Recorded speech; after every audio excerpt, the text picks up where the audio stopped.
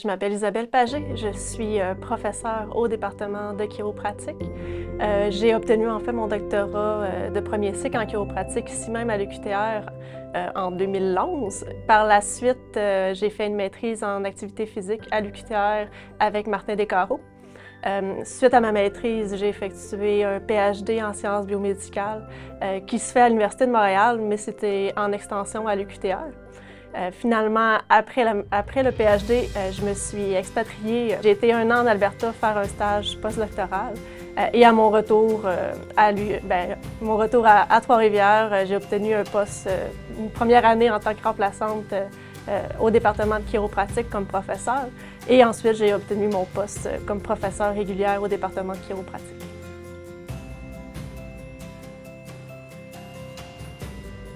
Je m'intéresse beaucoup à la thérapie manuelle au sens large, ajustement chiropratique, mobilisation vertébrale, et je vais m'intéresser beaucoup à la biomécanique, donc à la force qu'on met comme chiropraticien, à la vitesse qu'on utilise, et je vais aller vers 2 populations qui sont un peu moins étudiées actuellement, qui sont en pédiatrie, donc les jeunes enfants, et du côté des patients vieillissants. Donc, ce que je veux avec mes projets de recherche, c'est d'un côté, mieux comprendre la biomécanique pour pouvoir améliorer la qualité des soins, améliorer la sécurité des soins pour les patients. Aussi à venir aussi améliorer la façon qu'on va enseigner les thérapies manuelles. Ce que vous pouvez voir derrière moi, c'est la table FSTT. Donc, c'est une table de chiropratique qui a été modifiée par le CMCC. Donc, la pièce thoracique, c'est un grand capteur de force. Ça nous permet de venir enregistrer les paramètres qu'on fait sur le mannequin via la table. On l'utilise depuis 1 an beaucoup pour l'enseignement avec les étudiants. Donc, dès la première année, les étudiants ils ont des moments qui viennent au laboratoire ici, dans leur cours de technique chiropratique, puis ils vont venir vraiment se pratiquer avec la table pour pouvoir mieux comprendre les forces qu'ils font, mieux contrôler. Donc, on améliore le contrôle moteur avec ce type d'outils-là. Et d'un autre côté, je vais utiliser aussi beaucoup les données pour pouvoir venir comprendre qu'est-ce qu'on fait en chiropratique pour les populations vieillissantes, les populations pédiatriques, où est-ce qu'on a très peu d'informations.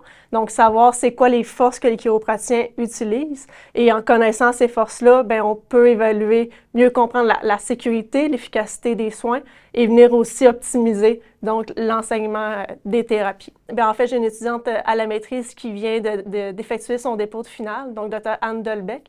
Son projet de maîtrise, qui avait été financé en partie par la Fondation chiropratique du Québec, visait à utiliser un système de rapport des effets secondaires en pédiatrie, que c'est les parents quand ils amènent leurs enfants à se faire traiter par des chiropraticiens, c'est les parents qui vont remplir des questionnaires pour évaluer c'est quoi les effets secondaires qu'ils ont observés chez les enfants.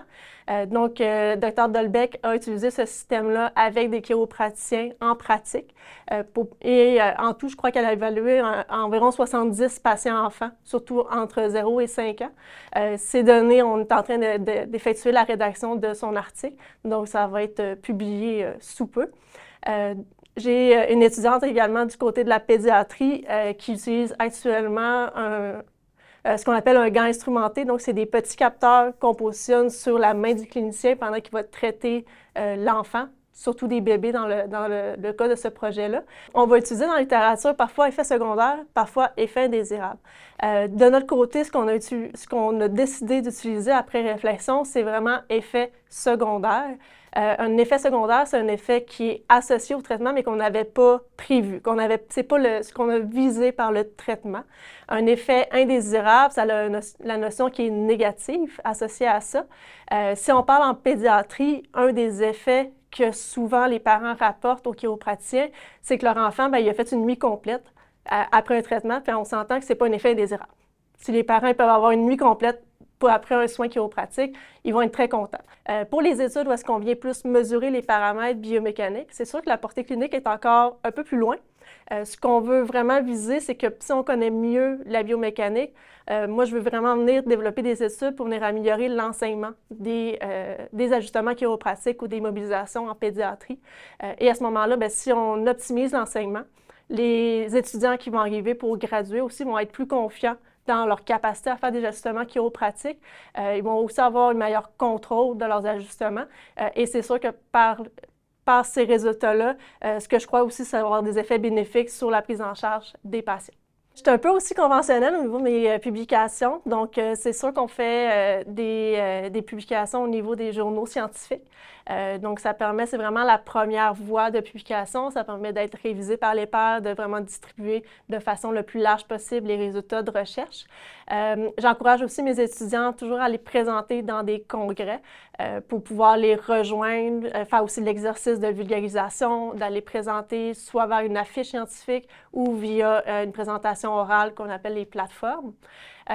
Finalement, vu que c'est des projets aussi qui sont directement en chiropratique, qui peuvent avoir aussi un intérêt beaucoup pour les chiropraticiens, j'encourage mes étudiants à les présenter, entre autres via la QCPP quand c'est des projets pédiatriques, ou sinon on essaie de présenter à l'interne à l'UQTR, au département, pour venir toucher les étudiants.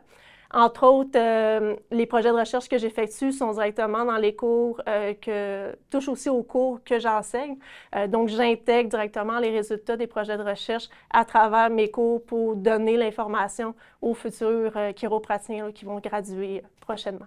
Donc, en fait, on a plusieurs équipements qu'on utilise pour mesurer les thérapies manuelles, que ce soit ajustement, mobilisation vertébrale.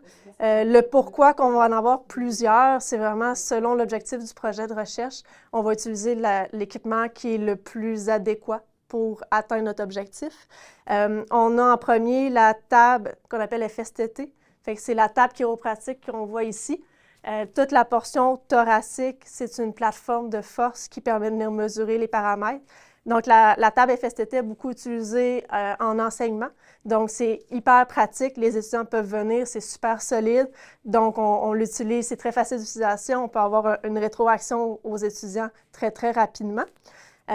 Ensuite, ce que j'ai fait comme acquisition quand je suis devenue professeure, c'est le système qu'on appelle de TechScan. Ça va être utilisé avec les gants ou avec les matrices. Donc, les gants, c'est des capteurs qu'on a installés sur un gant. Le gant, c'est à nous de choisir. Ça a été un essai-erreur, trouver qu'est-ce qui était le mieux. Donc, on attache les capteurs sur le gant. Le système va venir se connecter à la personne, puis ensuite à un ordinateur. Le gros du travail a été vraiment de faire le développement de l'interface pour venir faire l'acquisition. La compagnie, c'est une compagnie qui est beaucoup du côté industriel, ce qui est souvent très loin de la réalité qu'on a besoin en thérapie manuelle. Ce qui fait en sorte que leur système qu'ils avaient offert avec le gant n'était pas du tout adéquat pour nos besoins. Donc, on a travaillé plus d'1 an pour pouvoir venir développer vraiment un système qui allait répondre à nos besoins. Et maintenant, bien, c'est beaucoup plus fonctionnel pour faire ce qu'on a besoin avec les gants. Donc, le projet de recherche, où est-ce qu'on va mesurer les paramètres chez les jeunes enfants, bien, en fait, l'étudiant vient couper les languettes, puis il va venir positionner un capteur au bout du doigt qu'on va maintenir avec un gant en latex sur le chiropraticien. Donc, ça fait un capteur qui est vraiment tout petit sur le bout du doigt. Ça diminue vraiment l'interface qu'on pourrait nuire là, avec le traitement de l'enfant. L'autre type de capteur qu'on a, c'est ce qu'on appelle le LoadPad. Donc, c'est de la compagnie Novel. Le LoadPad, en fait, c'est un seul capteur qui est ici. Ça a un intérêt autant en recherche qu'en enseignement. Donc, ça fonctionne par Bluetooth avec une tablette électronique. Donc, si on a besoin de l'utiliser en enseignement, bien, c'est très facile de le transporter et de donner une rétroaction. Donc, ça montre la courbe là, de la force en fonction du temps lorsqu'on fait la pression sur le LoadPad directement. Et nous, on l'utilise en recherche aussi parce que c'est très facile à venir l'utiliser, à le transporter, et ça donne des données qu'on peut venir extraire et utiliser là, pour analyser les données. Donc, le dernier appareil que je peux vous parler, c'est le robot qu'on a communément appelé. L'appareil robotisé, bien, notre robot, en fait, il a été créé en 2011 environ. C'était par le chercheur Martin Descarreaux, à ce moment-là, qui voulait avoir un appareil qui permettait de simuler des ajustements chiropratiques. Donc, le but de l'appareil robotisé, c'est vraiment de faire une simulation d'un ajustement chiropratique dans le but de vraiment voir, bien, quand on modifie un petit peu la force, comment que le corps réagit, si on modifie la vitesse, comment que le corps va réagir à différentes doses. Fait qu'initialement, c'était vraiment l'objectif de notre fameux robot. L'appareil robotisé, j'ai pu l'utiliser, en fait, il a été au cœur de mes études doctorales. Donc, je l'ai utilisé chez des personnes vivantes qui étaient couchées sous le robot et ça a vraiment permis de mieux comprendre comment que le corps réagissait à différentes doses d'ajustement chiropratique.